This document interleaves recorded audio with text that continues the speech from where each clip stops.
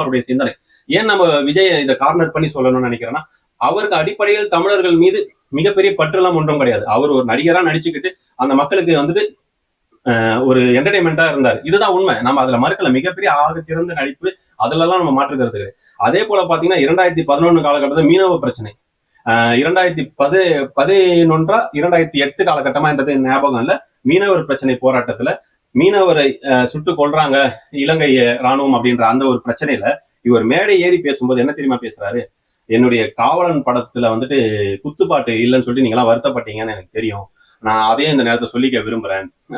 நான் அடுத்த வேலாயுத படத்துல 2 குத்துப்பாடல்ல வந்து பண்ணியிருக்கேன். நீங்க விருப்பப்பட்டீங்கன்னா உங்களை மகிழ்விப்பதற்காக நான் வந்துட்டு அந்த பாட்டு பாடுறேன் அப்படின்றாங்க. அந்த மக்கள்ல ஒரு சில பேர் ஆரவாரமா அதை செய்யறாங்க. அப்போ அவருடைய மனநிலை எப்படி இருக்குன்னு பாருங்க. அப்பவே அவருடைய மனநிலை அப்படிதான். அவருடைய இழப்பை பத்தி அவர் சிந்திப்பாரான்னு கேட்டீங்கன்னா, ஒரு இனத்தின் இழப்பு, ஒரு தமிழகத்தின் மக்களின் இழப்புன்னா அவர் சிந்திப்பாரானா? அவருடைய சிந்தனை தன்னுடைய படத்தின் ப்ரொமோஷன் தான் இருக்கும் அந்த இடத்துல.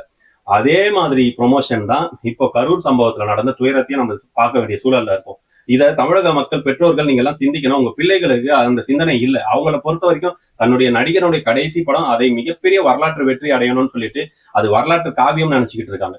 இப்படிப்பட்ட நபர் தான் கரூர்ல அதே மாதிரி அந்த கூட்டத்தை கேப்சர் பண்ணி புகைப்படம் எடுத்து வீடியோ எடுத்து நேற்று வெளியான சனிக்கிழமை வெளியான அவருடைய ஆடியோ பாடல் வெளியீட்டு விழாவில் அந்த காட்சிகளை வைப்பது திட்டமிடப்பட்டிருந்தது. இவ்வளவு பெரிய அழிவு நடந்ததுனால அந்த காணொலியை நம்ம வச்சா மிகப்பெரிய பின்னடைவு வரும்னு சொல்லிட்டு ஏஐ தொழில்நுட்பம் மூலமா அதே மாதிரி காட்சி நீங்க அதை போய் தாராளமா பாருங்க. யார் யார் அந்த பாடலை பார்க்கவில்லையோ அந்த பாடலை போய் பாருங்க. அந்த பாடல்ல ஒரு காட்சி வரும். அந்த காட்சியில இதே போல ஒரு பஸ்ஸை சுத்தி மக்கள் அந்த பஸ் மேலே நிக்கிற மாதிரி இந்த காட்சியை வந்து அவர் அதை மையப்படுத்துகிறார். அப்ப எந்த அளவுக்கு இவருடைய சிந்தனை இருந்திருக்குன்னு பாருங்க. அவர் நினைச்சிருந்தாருன்னா இந்த பாடல் வெளியீட்டு விழால அந்த பஸ் போறதும் அந்த மக்கள் கூட்டத்தை காட்டாம கூட இந்த பாடல் வெளியீட்டு விழா பண்ணிருக்கலாம். அது ஒரு எடிட்டிங்ல அதை எடுத்திருக்கலாம். ஆனாலும் அதை செய்யறாருன்னா அவருடைய குரூர சிந்தனை எவ்வளவு மோசமா இருக்குதுன்றதுதான் நம்ம இதுல பதிவு பண்ண நினைக்கிறோம். நம்ம இதுல விஜய்க்கு எதிரானவர்களோ விஜய் நாம வந்துட்டு ஒரே அப்படியே இது பண்ணணும் அப்படின்ற எந்த நோக்கமும் கிடையாது. தவறை தவறுன்னு சொல்லணும். அது சுட்டி காட்ட வேண்டிய இடத்துல மக்கள்ல நாங்களும் இருக்கோம். நீங்க தமிழகத்தின் முதல்வரா வரணும்னு நினைக்கிற அந்த மக்கள் தொகையில நானும் ஒரு பிரதிநிதி தான்.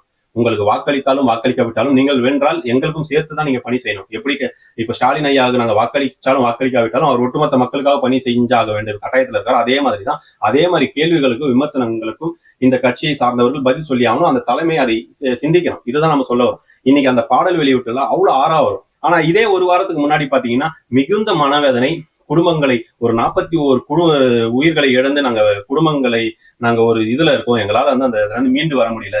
எங்களுக்கு மிகுந்த மனவழியில இருக்கும். எங்களுக்கு மனக்கசப்புல இருக்கும் அப்படின்னு சொல்லி ஒரு பொது